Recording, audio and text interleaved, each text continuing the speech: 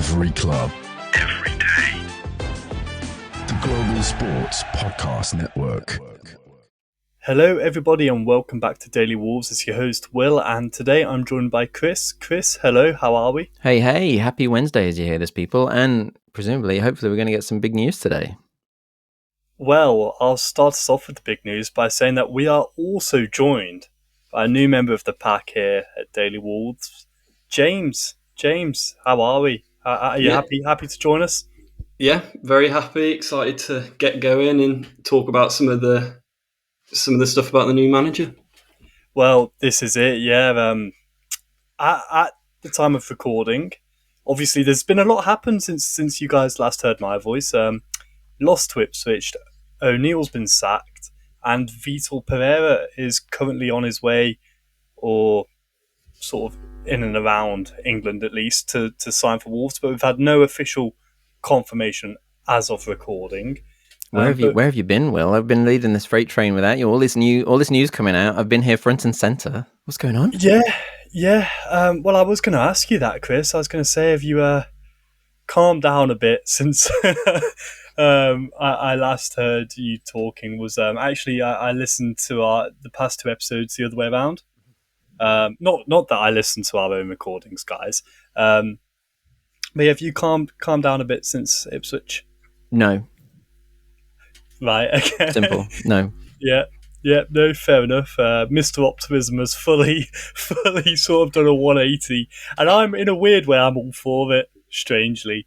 But before we continue to backtrack and look at the results and the stories and news surrounding O'Neill and potential new managers, James, I'm going to put you in the hot seat for a moment here, just so we can start to get a picture of some of your thoughts and feelings as a fan. And I'll start off with, first of all, who's your favourite player right now, that is, out of the current squad?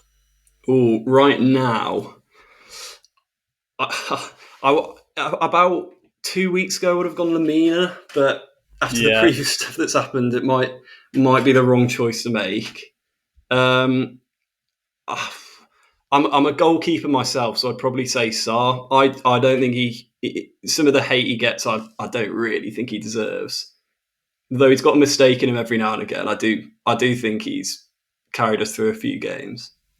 Yeah, so I think that's 4 out of 4 of us on the Daily Wolves podcast who are Sarr over Johnston.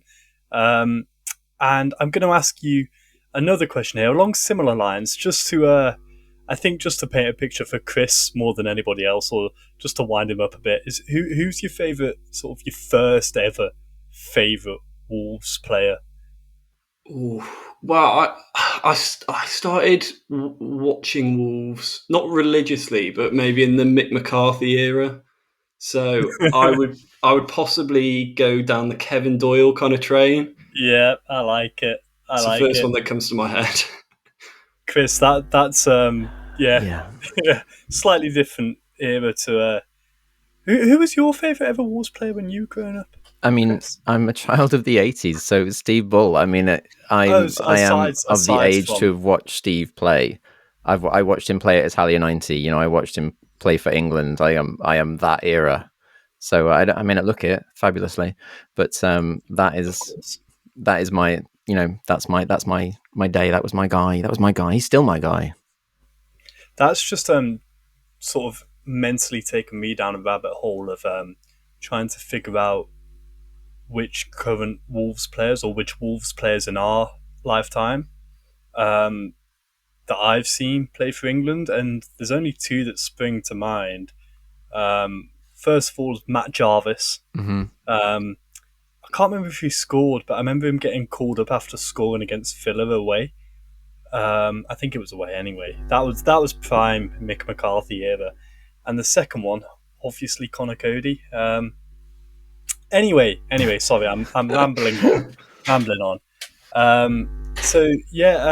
James, I'll go straight back to you with obviously you're joining us a rather difficult period at Wolves right now. We've just come off the back of a 2-1 defeat to Ipswich at home, and I just want to know what are your thoughts on the game and the scenes after the game, and just everything that's gone on really in the past few days around the club. Well, I think that Ipswich game kind of capitulates everything that's gone wrong in the Gary O'Neill era, with just having our moments in that game, because there were moments where we were totally all over them, but we're just not taking any chances from them. And then Cunha coming in and saving us yet again. Yeah. But then another set piece, exactly the same as West Ham, ball lofted into the back post, and it's just unbelievably frustrating to watch. But but at the same time, this might go down poorly, but I do feel for Gary O'Neill on some level, due to having maybe one hand tied behind his back most of the season. But yeah, to an extent I do, and I've started to think that only recently when he's come out and sort of slagged off Jeff Sheeves a bit, essentially. But it's not Jeff's fault that we've conceded 39 goals. And, what is that, 16, 17 now? Of those? It's 16 from set pieces, yeah. Goodness me. So I would have a lot more time for Gary had he not have wound me up, for the past however long it's been. Sorry, go on, Chris. Just to reiterate that, some people are now feeling this kind of sympathy, or he's won over some empathy from in his last couple of press conferences, unleashing because he knew he was on the way out. And not to sound like a broken record for the people that have heard it before, but yes, there's stuff above him that it still needs a lot of fixing and has clearly been an issue, but it doesn't detract from the fact that, the inconsistency in defense, the lack of the constant changing where not knowing what he wants to do at the back and who plays where, and then playing people out of position, not playing Lamina at centre back when he didn't need to, playing Gomez on the wing, forcing people into square pegs in round holes, and not making changes when we are. I'm going to come to you in a minute, Will, because Will's frantically nodding at me. Forcing the situation and then not adapting when we are, clearly it's not working within the first half an hour, and he just persists. There's so many things we could go on about where, yes, there's a bigger picture, but if you scale it down to just what he's got to work with, there's still massive issues for me that just showed that there was needed to be a shift. Chris, I've got two things to say off the back of that. First of all, if I ever have to watch Bellegarde play on the wing again, I'm going to burn my season ticket. It's just painful. And he's someone who I do actually feel for, because I don't think it's necessarily through a lack of effort. I think it's just potentially a lack of quality in those positions. It's when you said, I've forgotten the phrase now, round square pegs, round holes. Square pegs, yeah, that's the one. It sums it up so well. And also, Chris, it's almost like you and I have traded places in a weird way, or not traded places, but I feel like I was very anti-O'Neill perhaps too early on, and to see you sort of worn down to the facts that you are spitting there is, in a weird way, it's sort of I wouldn't say it makes me happy, because it's annoying the situation we're in, but I just think your transition there and everything you just made sums it up in the same way that James said that Ipswich performance sums things up and the way things have gone this season. Yeah, what were you going to add to that, James? I was just going to talk about some of the substitutions he's made in the previous games, which really doesn't help his case, where I can't remember if it was West Ham or Ipswich, but he'd make like-for-like substitutions while losing. He'd say, bring on Tommy Doyle for Andre. It's just that's not going to change a game. When you bring on a like-for-like midfielder, it's just not going to really bring that spark to a game when you're 1-0 down or 2-1 down. Yeah, it's weird how he's gone from... Chris, you speak about the sort of, how... I don't want to say makeshift, but yeah, the makeshift, the back fours at times, and just the inconsistency, I think, in some of his decisions is strange. And just speaking of which, I remember him in his press conference before he got sacked, essentially slating Nelson Semedo for the Delap goal, not Delap goal, sorry, but where he got out muscled. in the build up to that goal. And it's, well, perhaps don't play a fullback at centre half anyway. Like, do you know what I mean? If you were Ipswich, that's exactly the sort of mismatch that you'd be looking to capitalise on, isn't it? But before we go any deeper into the results and the potential change of managers, I'd just like to give out a quick reminder that here at the Global Sports Podcast Network, we spent a lot of time selecting our delivery platform, and Zencastr came out the clear winner. With 4K video recording from your phone and AI editing that automatically removes all those ums and ahs, it's super easy to start a podcast that sounds great and is delivered efficiently. If you're ready to tell your story, check out the link in the show description to learn more about Zencastr. And with that being said, I think it's time that we learn more about what Chris has to say. Well, I was just this may have been on the topic list, but because we touched on the aftermath, and that seems the right place to do it, the aftermath of the game against Ipswich. Obviously, the news has broken today that what we probably all expected, that the FA have charged Mateusz Cunha with misconduct following the actions at the end of that game. We saw the not so subtle elbow to the back of an Ipswich coach's head, and then like pulling off his glasses and all that kind of stuff. He's got till the 19th of December to appeal. Not that that's going to make any difference. I mean, the evidence is there for all to see. So, I mean, I presume we're looking at a multi-match ban at least. So, I mean, what do you make of it, James? And how long do you think the ban's going to be? And is this is potentially doomsday because one of our best players?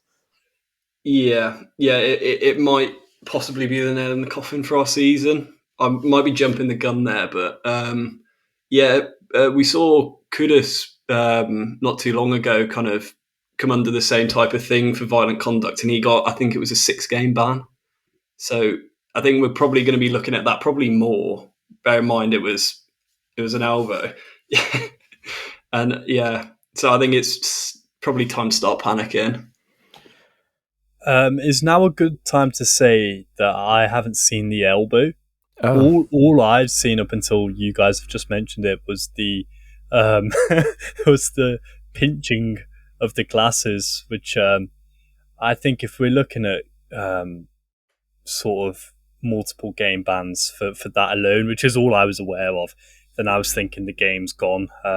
But regardless of that, regardless of what it is, it's stupid before it's anything else.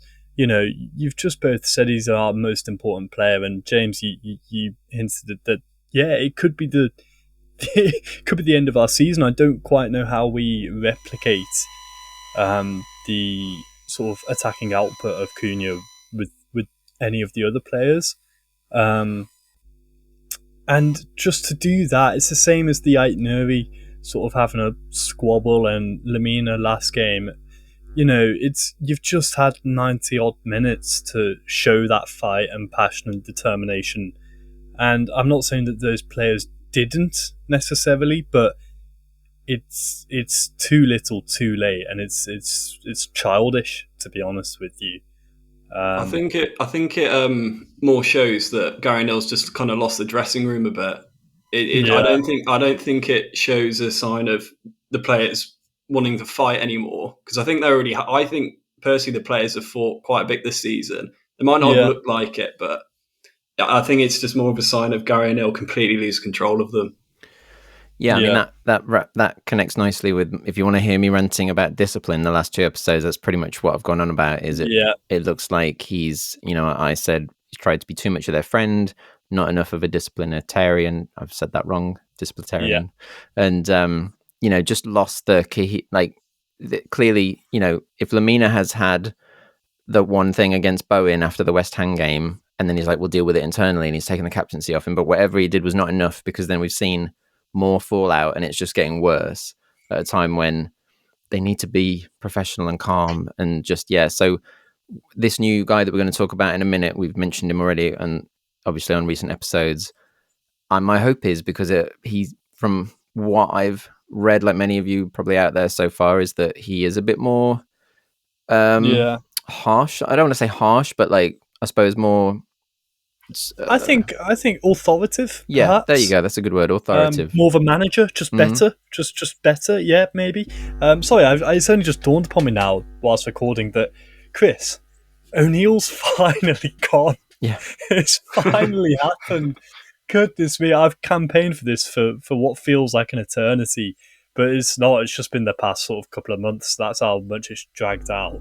And I mean, Chris, I'm sure you thought I would come across a lot happier than I currently am, having heard that news. But I still just worry that so Vitor Pereira, the guy you were just alluding to, I mean, me personally, apart from him, I know he won the league at Porto and I think in Olympiacos, which, to be honest, I dare say O'Neill would have a crack at winning the league with those two teams. I don't know an awful lot about him, James. I don't know if you can educate me on the topic at all, but yeah, I'm not too sure. I did try and do a little bit of research on Vitor, but it's bizarre. It's bizarre. I mean, no one saw it coming. Absolutely no one. It is a really bizarre kind of appointment. But yeah, as you said, he's won leagues at Porto and at Olympiacos. He's also won the league with Shanghai, but again, it's not really anything too special. Yeah. I think he averages just under 2 points a game, which it isn't bad, but I mean, he's been managing in Portugal, China, Saudi Arabia. I mean, it's nothing special. So it is worrying. Yeah, the weirdest thing is the reports coming out today that he's been the verbal agreement that he's coming over and he's flying over today to sign all of on the dotted line is for a year and a half to take him to the summer of 2026. So that would actually be his longest stint in management in the last 5 clubs he's had. That's the weirdest thing. All of his recent jobs are really short. Well, I mean, to be honest, I dare say, like a lot of the players, he's not worried about it because he's not coming with us when we go down. I hate to bring us sort of the tone down so badly, but yeah, like you said, for that to be his longest stint, and James, the clubs that you reeled off there, is a bit of an unknown. I think the only sort of potential saving grace, or also the very issue that could lead to us going down, is it could be a case of Uncle George coming to the rescue, getting his hands stuck back in the mixer, because there's a Portuguese bloke in charge down the Wolves, and we're signing a couple of players in January who I imagine will be clients of Jorge Mendes. So with that in mind, things are kind of looking up, I think, guys, potentially. Yeah, I looked through a few of his previous tactics, especially for Porto as well, and he does, attacking wise, it seems kind of similar to what we've been doing previously with a winger, say like Cunha, whereas when he was at Porto, he'd be using James Rodriguez. He'd kind of let that winger drop a bit into a pocket to drive with the ball. So attacking wise, I'd say is looking positive. Defensively, because he's managed like bigger teams in lesser leagues, he's very possession based and uses a very high press, which I'd say is a little worrying for a team like Wolves. And it defensively, I don't know if he's going to solve all our problems. I really don't. Yeah, I mean, it's just this is it.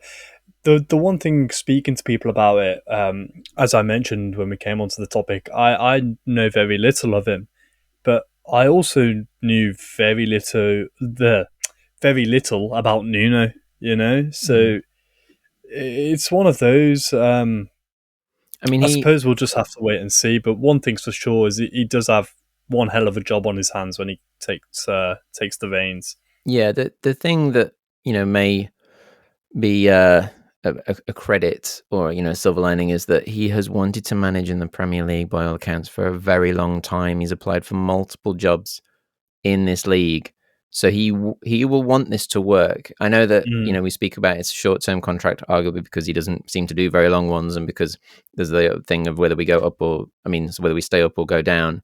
But he wants to prove that he can manage in this league. Surely he's been waiting this long to get a job, and he's come close at Everton, come close at Chelsea, and different teams.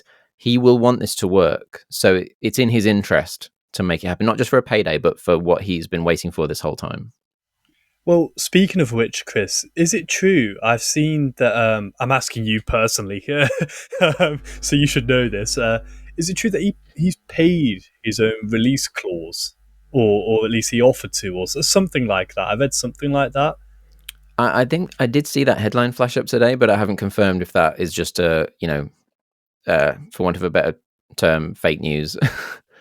Yeah, I also heard that. I don't know if they let him, because I knew he was very keen to do that. He was like that keen to leave and go to a Premier League club. He would have paid it out himself. But that's another good sign, I'd say. Yeah, the only thing that's made me think that could not be a good sign is if we go down and he gets the sack, he's going to be getting a hefty payoff anyway. So, sorry, I didn't mean to bring us down. You say that, but it's only a 1.5-year contract. So even then, it wouldn't be. It's not like they've given him a huge 4 or 5 year deal to pay off. That's true. Because by then there'd only be a year left anyway. So not necessarily the end of the world. And it's not like Fosun are short on money either. So, I mean, they've fooled me. But before we continue, before Chris, sorry, you add to this discussion, I'd like to give out a quick reminder that this podcast is part of the Global Sports Podcast Network, the only network bringing you exclusive daily news and views on your Premier League team, the Premier League, women's football and fantasy football. A unique listening experience that puts fans first, bringing you the very latest breaking news from your team. Subscribe wherever you get your podcasts and make us your first listen every day. Global Sports Podcast Network, every club, every day. But Chris, I could see you were eager to jump in there on that point. So do tell, the floor is yours. Yeah, well, to get on the optimism freight train on the back of the whole Cunha impending suspension thing, I wanted to put it out there that there's a potential silver lining in that, is that the new manager coming in is going to be, hopefully looking at people with a fresh slate. He'll be just familiar in terms of familiarity with world football and potentially watching stuff about Wolves, presumably on the flight over. If I'm managing them, I'm going to be looking at all the stats and figures. He'll know about Cunha, right? I mean, that's a more obvious name, no more obvious candidate.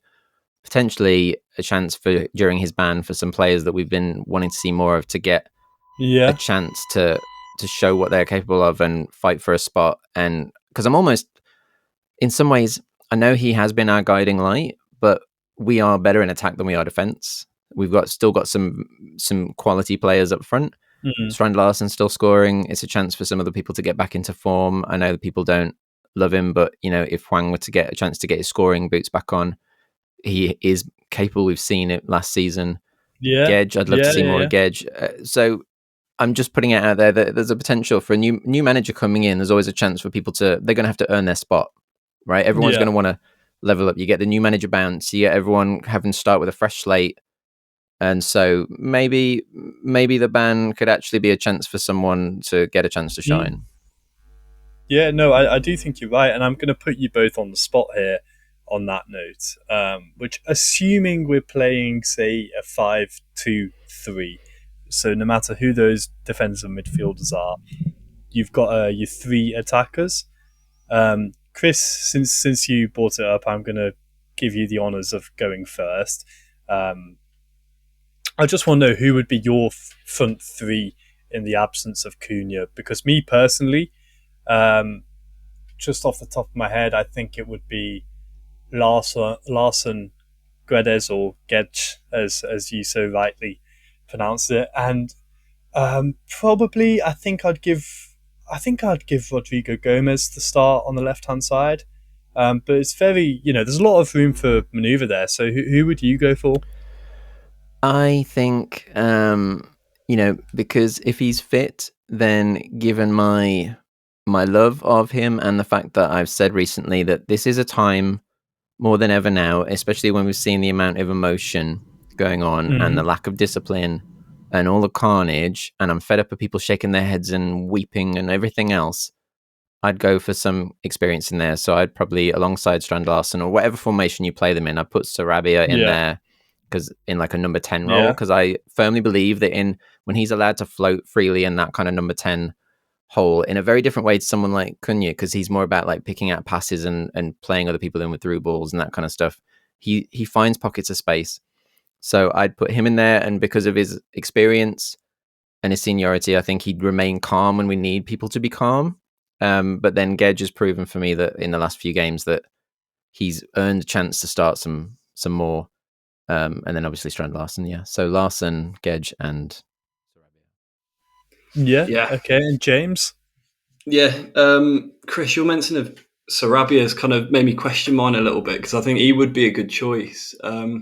However, I personally think if we're losing our goal scorer in Cunha, I think we need to replace him with someone who has proven he can score somewhat like for like. So I think I'd put Hwang back on the left. Yeah. As much as I've said I don't like him recently and how I don't think he's played very well, I do believe that he has shown that he can play and score.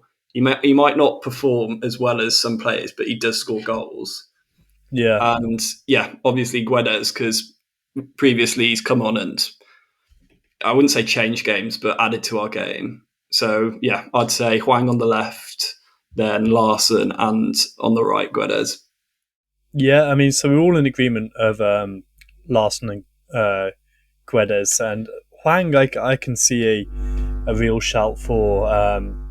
Chris. I know I've been critical of him in the past, but in all seriousness, James, as you just said, if you need goals, he's there for you, and I think he looked good as well when he came on actually against Ipswich. Yeah, he would have been, for me, I was like a coin flip away between Sarabia and Hwang, because, and I think that is the more interchangeable spot depending on the team that you're playing, and or even just half to half, maybe like a half each or something, because they have very different ways of playing. But yeah, for me, when Hwang is on form, people, I think sometimes he's a bit of a scapegoat. I think he's easy because we have Fosun as the owners and the Korean link and everything. I think it's very easy for people to throw him under the bus.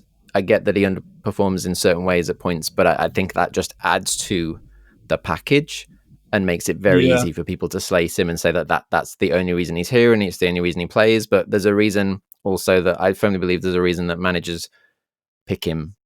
We've seen it under every coach because his work, like he clearly works hard and does what he's told to do, whether or not we agree with what he's being told to do. I think that's what he tries like all the time. Yeah. I think one thing's for certain, no matter who the front three is and if/when Vitor Pereira is announced as the new manager, is whoever the personnel is, they've got a hell of a job on their hands. I'm actually more worried for us now than I was when Lopetegui took over and we were bottom at Christmas. I think we'd sort of look that far off the pace, and I don't think what helps is the fact that we've got a difficult run of games coming up. We face Leicester away this weekend, which, it's a tough game, a proper relegation scrap like the others we've played recently.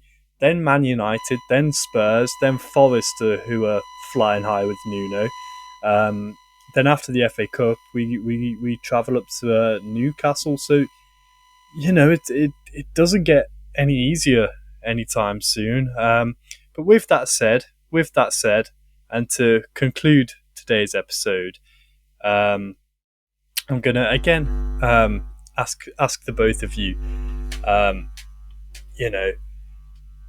if it wasn't Vitor Pereira who's coming in, who would have been your first choice pick for manager if you were in Jeff Sheeves' position? James, I'll go to you first. Yeah, well, I've given this plenty of thought with my mates. It's been the topic of conversation for the past few days. I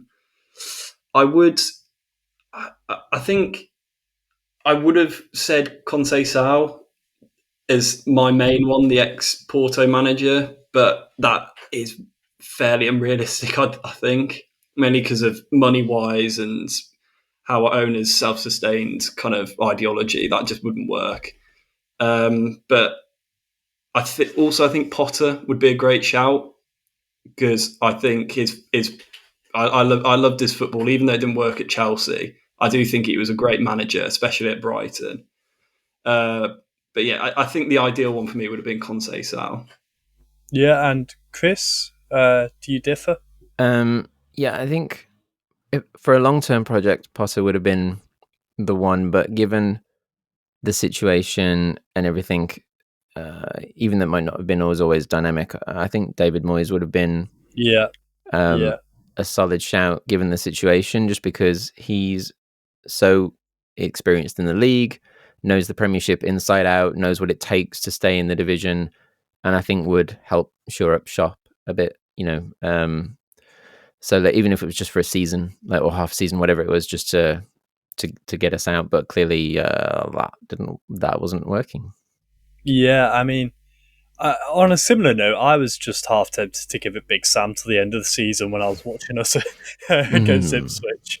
But yeah, with that being said, Chris, thank you for joining us. And James, it's been lovely to welcome you.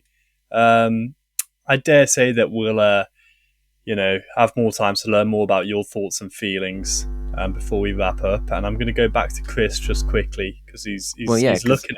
I was going to say thank you for joining us, Will, because you've not been here, so it's the other way around. Thank you for joining me. And you know what? Since you've pointed that out, would you like to do the honours? Because I'm sure you know where I was going. I do. So thank you very much, everyone. Let's look forward to hopefully an announcement by the time you've heard this, or in the next 24 hours of this going out. And with that being said, it means that you never know. It could be the time to remember that out of darkness cometh light. Every club, every day. The Global Sports Podcast Network.